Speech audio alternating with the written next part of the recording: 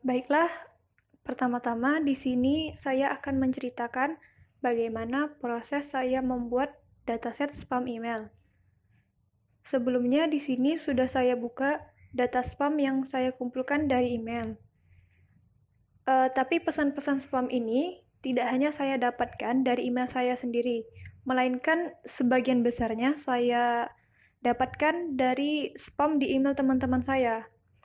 Dikarenakan spam di email saya hanya sedikit, maka dari itu saya meminta spam yang ada di email teman saya. Baiklah, langsung saja saya buka email saya. Ini dia sudah terbuka email saya adindaaisyah1453@gmail.com. Di sini kita lihat bagian spamnya. Nah, ini dia pesan yang ada di dalam kotak spam saya. Nah, ini pesan yang di forward ini, pesan yang dikirimkan teman saya dari kotak spam di email mereka. Tapi kebanyakan spam yang dikirim oleh mereka masuk ke dalam bagian inbox atau kotak masuk, bukan di dalam bagian spam. Jadi kembali lagi, karena tugasnya ini mengumpulkan pesan berbahasa Indonesia, maka ada beberapa spam yang menggunakan bahasa Inggris dan tidak bisa saya gunakan. Contohnya seperti pesan ini. Nah, ini pesan dari Mok Plus. Pesan ini tidak bisa saya pakai karena ini menggunakan bahasa Inggris.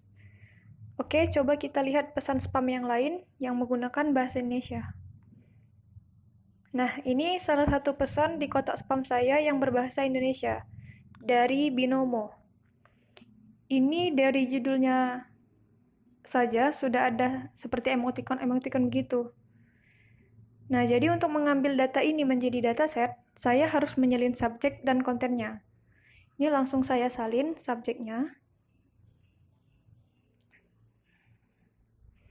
Lalu saya salin isi kontennya.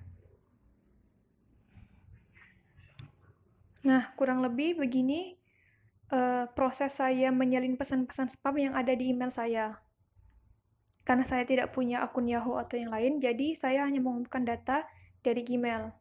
Nah, ini di bagian inbox juga ada pesan-pesan forward dari teman saya. Meskipun ini masuknya di dalam inbox, tapi ini benar-benar pesan spam yang ada di kotak spam teman saya.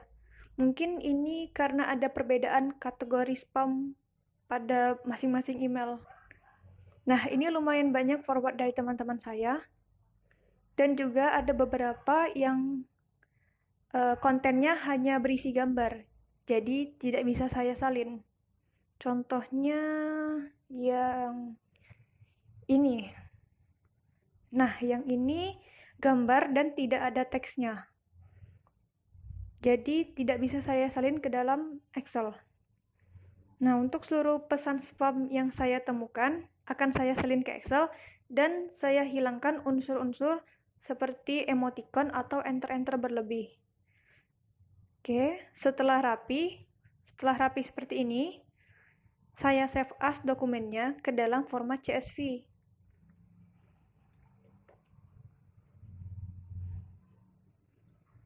Save as dan pilih CSV. Jadi begitulah proses saya membuat dataset spam email. Baiklah, selanjutnya saya akan menceritakan bagaimana saya menyelesaikan tugas yang kedua, yaitu tugas ringkas paper. Jadi di sini paper ini berjudul Machine Learning for Email Spam Filtering, Review, Approach, and Open Research Problem. Nah, karena paper ini ditulis dalam bahasa Inggris, jadi saya perlu menerjemahkannya ke dalam bahasa Indonesia untuk dapat memahami makna kalimatnya. Jadi langsung saja, contohnya saya salin seperti ini.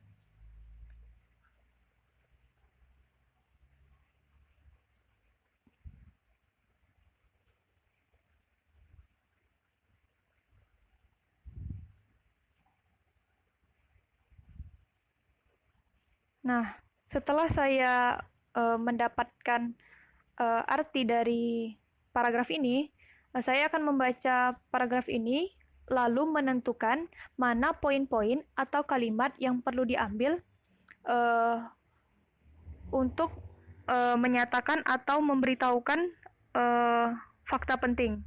Misal pada kalimat yang pertama ini, belakangan ini email massal komersial yang tidak diinginkan yang disebut spam telah menjadi masalah besar di internet. Nah, kalimat ini tentu akan saya ambil ke dalam rangkuman untuk menyatakan bahwa spam masih menjadi masalah besar di dalam internet.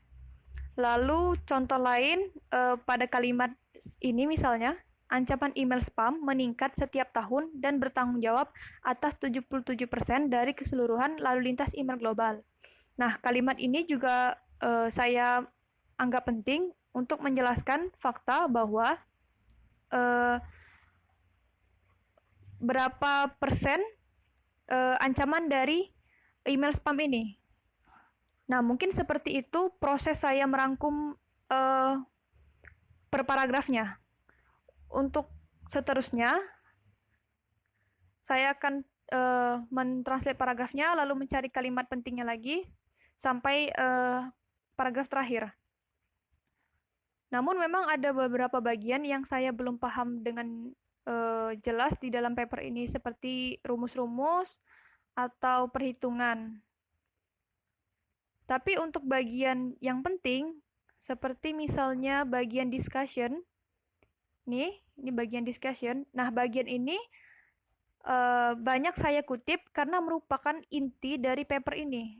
Contohnya pada bagian ini, the open research problem in email spam filtering. Nah, ini merupakan main topik menurut saya, dan seluruh ini akan saya ambil ke dalam rangkuman saya.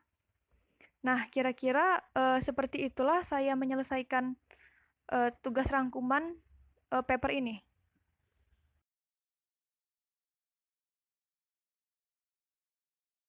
Baiklah, di sini saya akan menjelaskan proses saya mengerjakan tugas yang ketiga, yaitu analisis hasil implementasi spam filtering.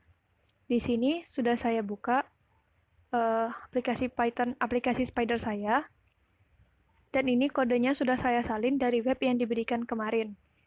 Jika saya lihat dari web tersebut menampilkan output yang dihasilkan kode ini per bagian. Jadi di sini ketika saya run, ini ada sekitar 5 output yang dihasilkan. Ya. Nah, untuk memahami apa yang ada di output, maka saya perlu memahami bagian mana kode yang menampilkan output di sini. Jadi yang pertama, di bagian ini, dia menampilkan dataset yang telah dimasukkan ke dalam variabel dataset ini. Ini juga sudah diberikan label, lalu di print. Kemudian, untuk yang kedua ini, jika saya lihat di sini, dia menampilkan hasil dari jumlah dari pembagian data training dan data testing. Lalu untuk bagian yang ketiga ini, nah yang bagian ini kemarin sebenarnya saya agak kurang mengerti apa yang ditampilkannya. Kemudian saya mencoba untuk menampung fact.getFeaturNames ini ke dalam variabel untuk melihat apa yang dihasilkannya.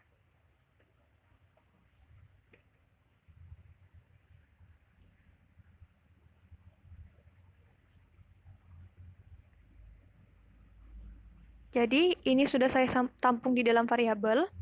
Lalu jika saya run kembali, nah di sini muncul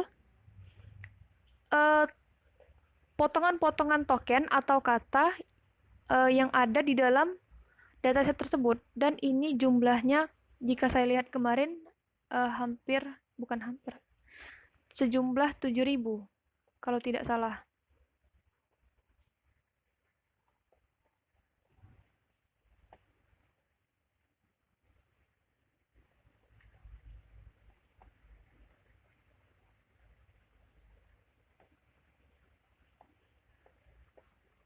Nah, 7.494.